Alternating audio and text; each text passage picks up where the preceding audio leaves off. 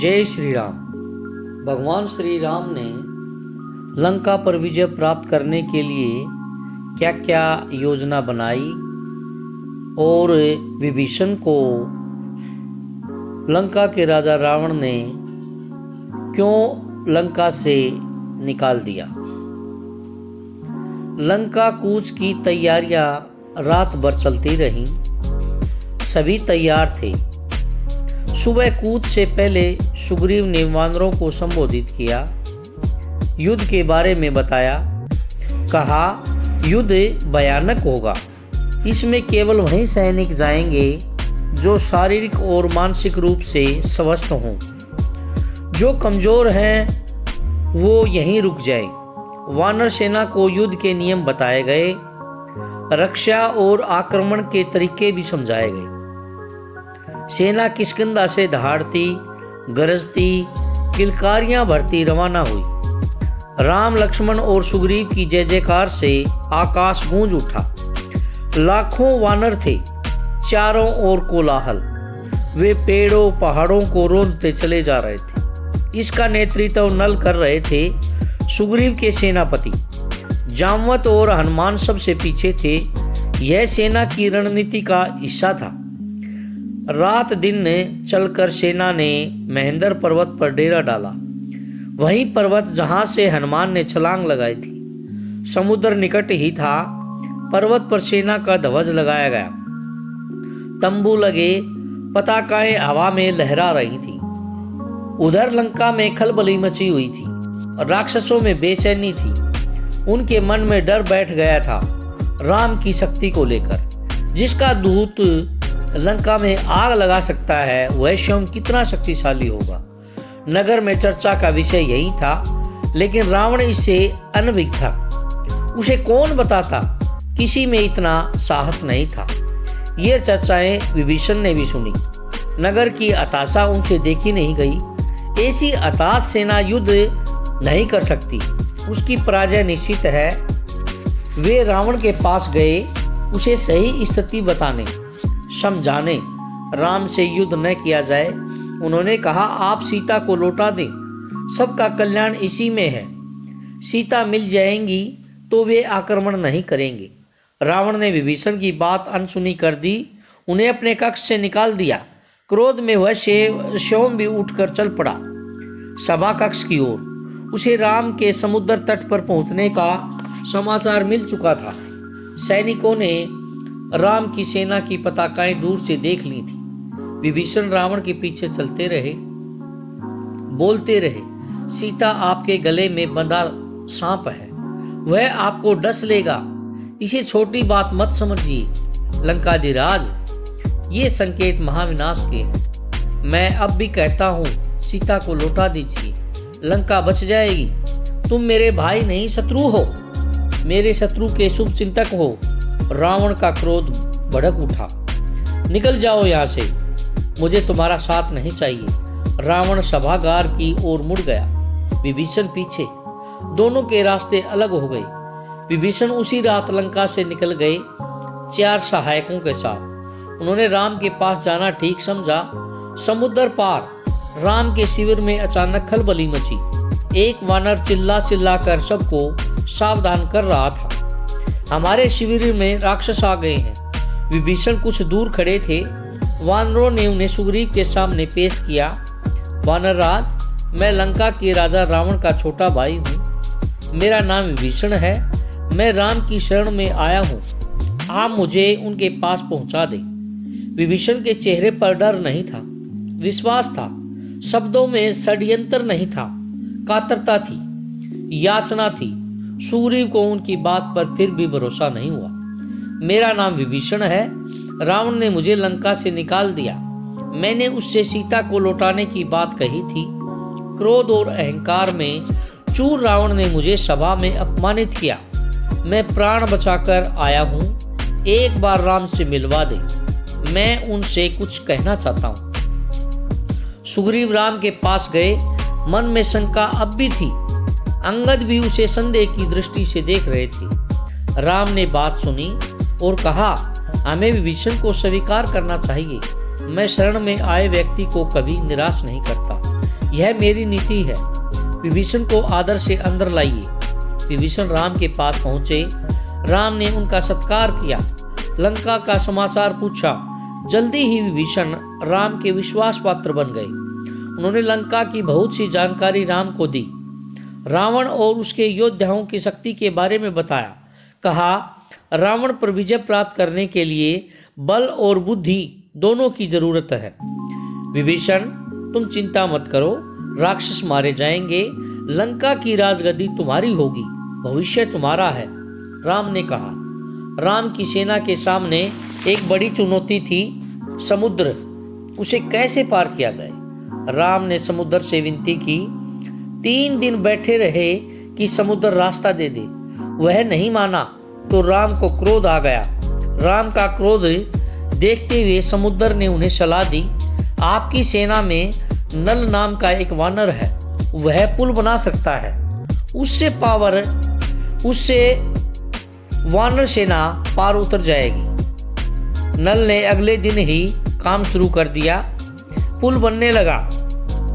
वानर कंकड़ पत्थर शिलाएं लाते रहे, नल पुल बनाते रहे। 5 दिन में पुल तैयार हो गया। समुद्र को 2 टुकड़ों में बांटता हुआ, उसका घमंड चूर करता हुआ सबसे पहले विभीषण पुल से उस पार गए। पीछे पीछे वानर सेना का अगला शिविर दूसरे तट पर बना। असंभव! रावण क्रोध से चीख उठा, समुद्र पर पुल कैसे बन सकता है? इस समाचार से रावण को हैरानी हुई, विस्मय हुआ, भय भी, लेकिन उसने जो मन में ठान लिया था उससे डिगा नहीं। उसने आदेश दिया, सेना तैयार की जाए, युद्ध का समय आ पहुंचा है। अब दोनों सेनाएं समुद्र के एक ही ओर थीं। उनका आमना सामना होना शेष था। आक्रमण की तैयारी थी, रणनीति बन चुकी थी। पहले आक्रमण की योजनाओं को अंतिम रूप दिया जा रहा था। राम ने अपनी सेना को 4 भागों में बांट दिया। लंका के 4 द्वार थे, चौतरफा आक्रमण होना था। हर टुकड़ी को एक द्वार सौंपा गया। राम ने पर्वत शिखर पर चढ़कर स्वयं लंका का निरीक्षण किया। लंका के वैभव से वे भी चकित थे। उन्होंने लक्ष्मण को बताया। सूर्योदय होते ही राम ने आदेश दिया, लंका को चारों ओर से घेर लिया जाए। वानर जय जयकार करती चल पड़ी। इसी बीच राम ने अंगद को बुलाया, कहा, तुम लंका जाओ, मेरे दूत बनकर सुलह का अंतिम प्रयास करो ताकि युद्ध टल जाए। रावण से कहो कि सीता को लौटा दे, अन्यथा उसका अंत निश्चित है। अंगद ने ऐसा ही किया, पर रावण नहीं माना। राम का संदेश सुनकर रावण क्रोधित हुआ। कुछ राक्षसों ने उन पर आक्रमण किया। अंगद वहां से बचकर राम के पास पहुंचे। कहा, रावण को कोई पश्चाताप नहीं है, वह हमारे साथ सुलह के लिए तैयार नहीं है, वह युद्ध चाहता है। अब युद्ध ही एकमात्र विकल्प है। वानर युद्ध के लिए तैयार थे, राम के आदेश की प्रतीक्षा में थे। आदेश मिलते ही उन्होंने लंका पर चढ़ाई कर दी। उधर रावण के आदेश पर उसकी सेना निकल पड़ी। राक्षस उतावले थे, चित्कार कर रहे थे। रावण के जय घोष से लगा कि आसमान फट जाएगा। वे दौड़े और वानर सेना पर टूट पड़े। भयानक युद्ध हुआ।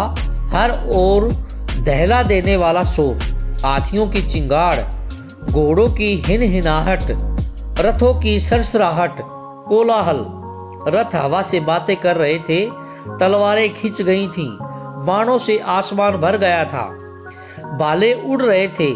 दोनों ओर के कई वीर मारे गए।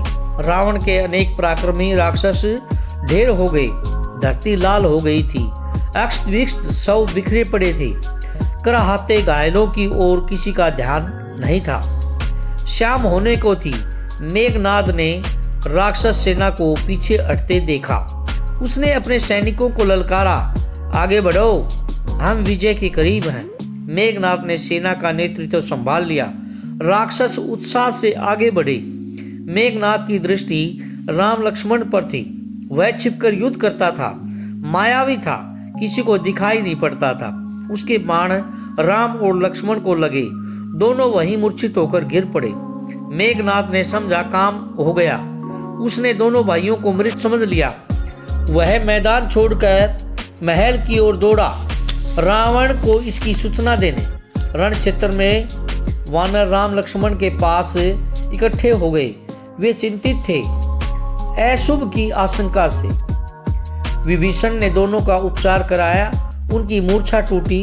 वे खड़े हुए तो वानर दल हर्षध्वनि करने लगा। अगले दिन युद्ध के लिए तैयार हो गए। रावण की सेना के महाबली एक एक करके मारे जा रहे थे। धूम्राक्ष मारा गया, वज्रदृष्ट धरती पर गिर पड़ा, कंपन कुचल कर मर गया। प्रहस्त को नील ने ध्वस्त कर दिया। रावण को इसकी सूचनाएं मिलती रही। वह घबरा गया।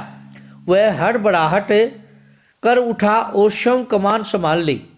पहली अब तक रावण को राम की शक्ति का कुछ अनुमान हो गया था। जब उसे कोई और रास्ता नहीं सूझा तो उसने कुंभकर्ण को जगाया। वह महाबली था, पर 6 महीने गहरी निद्रा में सोता था। कुंभकर्ण दुर्ग से बाहर आया। उसे देखते ही वानर सेना में खलबली मच गई। वे उसे रोकने में अक्षम थे। उसे हनुमान और अंगद को घायल कर दिया। लक्ष्मण यह युद्ध देख रहे थे। उन्होंने राम की ओर देखा, फिर दोनों भाइयों ने बाणों की वर्षा कर उसे मार दिया। कुंभकर्ण रणभूमि के अंक में सो गया सदा के लिए। रावण निराश हो गया। कुंभकर्ण पर उसे गर्व था। वह उसे अपना दाहिना हाथ मानता था। उसे लगा कि अब लंका में वीर नहीं है। वह अनाथ हो गई। मेघनाद ने रावण को सहारा दिया। मेरे रहते आप क्यों चिंता करते हैं? मुझे युद्ध की अनुमति दे, मैं दोनों भाइयों को मार कर आपके चरणों में रख दूंगा। मेघनाद और लक्ष्मण का भीषण युद्ध हुआ। मेघनाद पराक्रमी था। उसने एक बार इंद्र को परास्त कर दिया था और इंद्रजीत कहलाया। उसके बाणों ने कई प्रमुख वानरों को घायल कर दिया। मेघनाद को रोक पाना वानर सेना के बुत्ते की बात नहीं थी। वह चक्रवात की तरह आगे बढ़ता, जो भी आसपास होता ध्वस्त हो जाता। वानर सेना मेघनाद की गति और शक्ति से चकित थी, चमत्कृत थी। उसके मन में निराशा बैठती जा रही थी। तब लक्ष्मण ने उसे चुनौती दी। दोनों का निशाना अचूक था। बाण हवा में टकराते और नष्ट हो जाते। अचानक लक्ष्मण का एक बाण उसे लगा। वह घायल हो गया, झुक गया। लक्ष्मण ने ताबड़तोड़ बाणों की बरसात की। आगे बढ़ना कठिन था। मेघनाद पीछे मुड़ा, महल की ओर भागा। लक्ष्मण ने कुछ दूर तक उसका पीछा किया, फिर रुक गए। मेघनाद महल में घुस गया। लक्ष्मण को महल की संरचना नहीं पता थी, रास्ता नहीं मालूम था। विभीषण लक्ष्मण की दुविधा समझ गए। उन्होंने एक गुप्त मार्ग दिखाया। शेष काम आसान था। मेघनाद महल में ही मारा गया। अपने ज्येष्ठ पुत्र की मृत्यु से रावण एकदम टूट गया, विलाप करने लगा, मूर्छित हो गया। होश आया तो उसकी दशा पागलों जैसी थी। क्रोध से बिलबिलाता हुआ लंका अनाथ हो गई। अब कोई सहारा नहीं। अब मैं स्वयं रण क्षेत्र में जाऊंगा। लक्ष्मण के साथ वानर सेना भी महल में प्रवेश कर गई थी। उसके हाथों में जलती हुई मसालें थी। वानरों ने लंका में जहां तहां आग लगा दी, अन्न भंडार फूंक दिए, शस्त्रगार जला दिए। मार काट मच गई। जो भी सामने पड़ा मारा गया। कंपन, परजंग, यूपाक्ष, कुंभ मारे गए। हनुमान ने निकुंभ, देवांतक और त्रिशिरा को मौत की नींद सुला दिया। अंगद ने नरांतक का काम तमाम कर दिया। लक्ष्मण ने अतिकाय का सिर काट डाला। राक्षस सेना भाग खड़ी हुई। रावण के पास अब कोई विकल्प नहीं था। युद्धनाद हुआ। अकेला बचा रावण युद्ध के लिए निकला, फुफकारते हुए, फन कुचले सांप की तरह। वह जिधर मुड़ता भगदड़ मच जाती। वानरों को भागते देखकर लक्ष्मण आगे आए, धनुष बाण लिए। रावण के सामने अभेद्य दीवार की तरह खड़े हो गए। थोड़ी ही देर में विभीषण वहां पहुंच गए। उसके बाद राम। उनके सामने रावण की एक न चली। विभीषण को राम की सेना में देख रावण उबल पड़ा। उसके लिए यह देशद्रोह था, छोटे भाई का विश्वासघात। उसने विभीषण पर निशाना लगाया। लक्ष्मण ने यह बाण बीच में ही काट दिया। उसने दूसरा घातक बाण चलाया। इस बार लक्ष्मण बीच में आ गए। उन्होंने विभीषण को अपने पीछे छिपा लिया। बाण लगते ही लक्ष्मण अचेत हो गए, गिर पड़े। राम ने यह देखा, उनकी आंखें क्रोध से लाल हो गई, आग बरसने लगी। उन्होंने लक्ष्मण को सुग्रीव की निगरानी में छोड़ा और रावण को चुनौती दी। कहा, रावण, काल मुझे मेरे सामने ले आया है। आज अन्याय पर न्याय की विजय होगी, तेरा अंत निश्चित है। उधर हनुमान लक्ष्मण को उठाकर रण क्षेत्र से दूर ले गए। वैद्य सुसेन को बुलाया। हनुमान संजीवनी बूटी लाए। चिकित्सा शुरू हुई। धीरे धीरे रक्त का रिसाव बंद हो गया, घाव भर गया। संजीवनी का प्रभाव चमत्कारी था। सुग्रीव ने लक्ष्मण के स्वस्थ होने की सूचना राम तक पहुंचाई।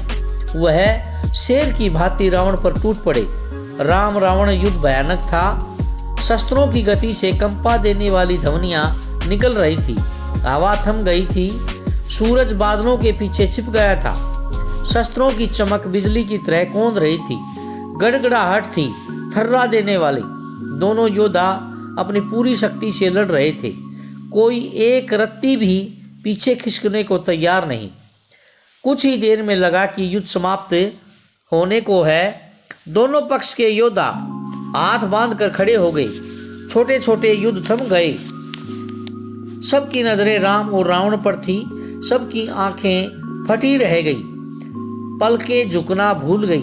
उन्होंने ऐसा युद्ध पहले कभी नहीं देखा था। लेकिन महासंग्राम समाप्त नहीं हुआ। रावण का एक बाण राम को लगा। उनके रथ की ध्वजा कटकर गिर पड़ी। राम ने प्रहार किया। बाण रावण के मस्तक में लगा। रक्त की धारा बह निकली। बीच में युद्ध कुछ पल के लिए रुका। रावण अपने महल चला गया, घोड़े और रथ बदलने। राम को इसकी आवश्यकता नहीं पड़ी। युद्ध फिर शुरू हुआ। अब उनके रथ एक दूसरे के सामने थे। योद्धा आंखों में आंखें डालकर देख सकते थे। घोड़ों के मुंह मिल गए थे। राम के बाणों ने रावण के रथ का मुंह मोड़ दिया। यह पराजय का संकेत था। रावण हिम्मत हारने लगा। जब तक वह रथ घुमाता, राम का एक बाण उसके पार निकल गया। रथ मुड़ा, लेकिन रावण के हाथ से धनुष छूट गया। वह पृथ्वी पर गिर पड़ा, मारा गया। बची हुई राक्षस सेना हड़बड़ा गई, जान बचाकर भागी। उनका दिशा ज्ञान शून्य हो गया। जिसे जिधर अवसर मिला भागा। कुछ राक्षस वानर सेना की ओर दौड़ पड़े, कुछ भागते हुए समुद्र में जा गिरे। लंका विजय अभियान पूरा हुआ। राम की जय जयकार होने लगी। कुछ समय पूर्व का रण क्षेत्र एकदम बदल गया। शस्त्रों की टंकार की जगह किलकारियों ने ले ली। वानर सेना उछल कूद करने लगी। समुद्र से ठंडी हवा आ रही थी। शस्त्रों से उत्पन्न गर्मी वह अपने साथ बहा ले गई। कोलाहल तुमुल नाद में परिवर्तित हो गया। प्रसन्नता श्रव्यापत थी। रण क्षेत्र में केवल एक व्यक्ति दुखी था। शोक से व्याकुल और विलाप करता हुआ अपने भाई के मृत शरीर के पास खड़ा था। राम ने विभीषण को समझाया, मित्र, शोक मत करो। रावण महान योद्धा था। उसकी अंत्येष्टि महानता के अनुरूप होनी चाहिए। मृत्यु सत्य है, उसे स्वीकार करो। राम ने एक एक वानर का आभार माना। सुग्रीव को गले लगा लिया। लक्ष्मण से विभीषण के राज्याभिषेक की तैयारी करने को कहा। चाहते थे कि रावण की अंत्येष्टि के बाद राज तिलक हो, उसमें विलंब न किया जाए। उन्होंने हनुमान को बुलाया, अशोक वाटिका जाने का निर्देश दिया। यह संदेश आपको ही सीता तक पहुंचाना है। उन्हें लंका विजय का समाचार दीजिए। उनका संदेश देकर शीघ्र आइए। विभीषण के अंत्येष्टि से लौटने तक उनके राज्याभिषेक की तैयारी हो चुकी थी। लक्ष्मण राजमहल पहुंच गए। वानर श्रवण कलश में समुद्र का पानी ले आए थे। लक्ष्मण विभीषण के पास आए और उन्हें साथ लेकर राज सिंहासन तक आए।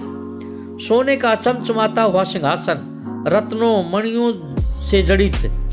समुद्र जल से उन्होंने सभासदों के सामने विभीषण का अभिषेक किया। अब विभीषण लंका के राजा थे। इसी बीच हनुमान अशोक वाटिका से लौट आए राम के पास। उन्होंने कहा, माता सीता लंका विजय का समाचार सुनकर प्रसन्न हुई। वे आपसे मिलने के लिए आतुर हैं। अब तक विभीषण वहीं आ गए। राम उनकी ओर मुड़े, कहा, लंकाधिपति, सीता अब भी आपकी अशोक वाटिका में है, उन्हें यहाँ लाने की व्यवस्था की जाए।